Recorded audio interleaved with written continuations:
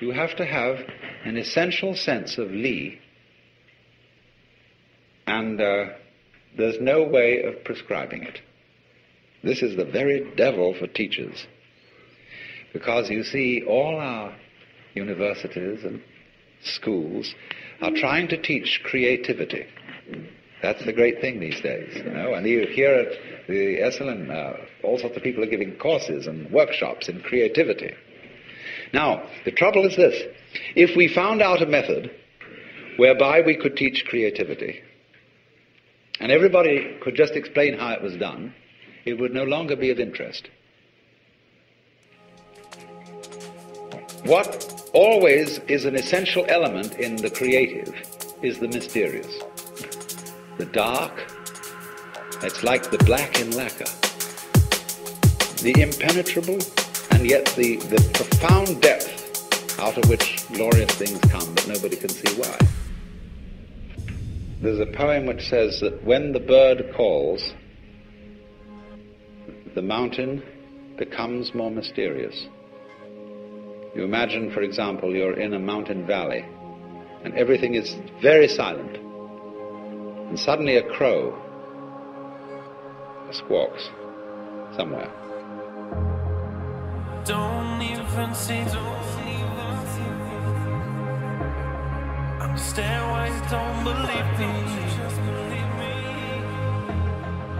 This thing has gone on way too long,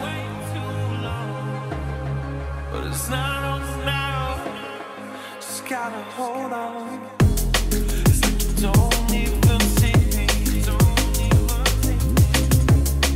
Understand why you don't believe me. You just believe me. This thing's been going on so long, but it's not over now. Just gotta hold on.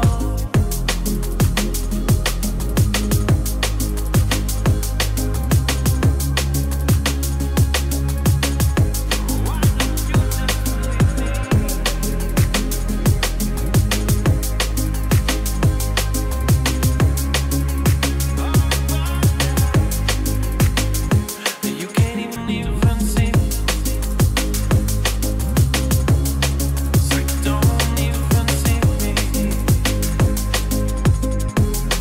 So you don't even see me. So you don't even see me.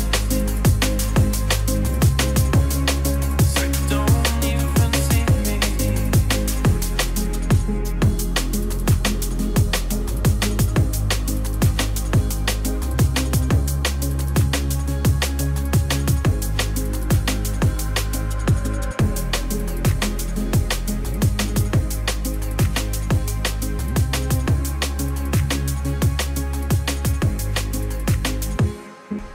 You don't know where that crow is, and that little sound emphasizes the silence.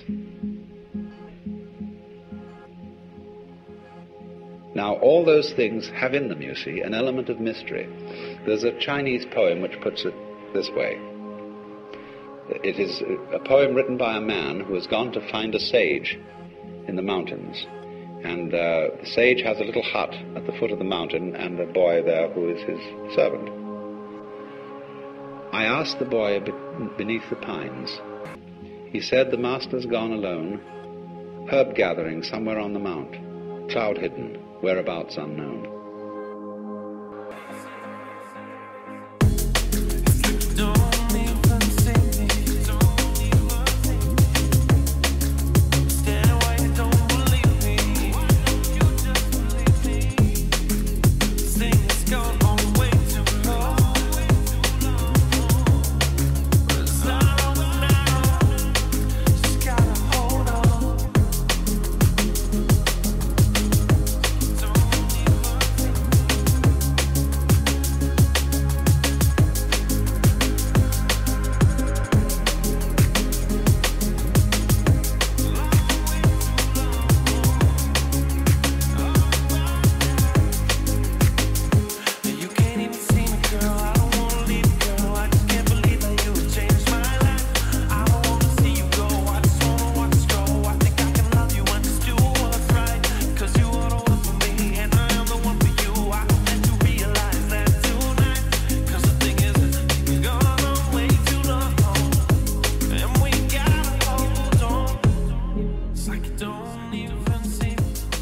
Now, what about a librarian?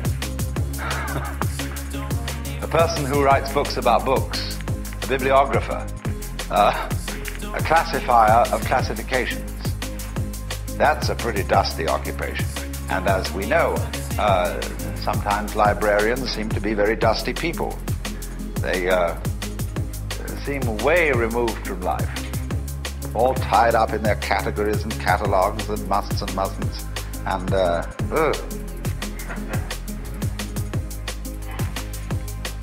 that too, you see, is also its own level of reality.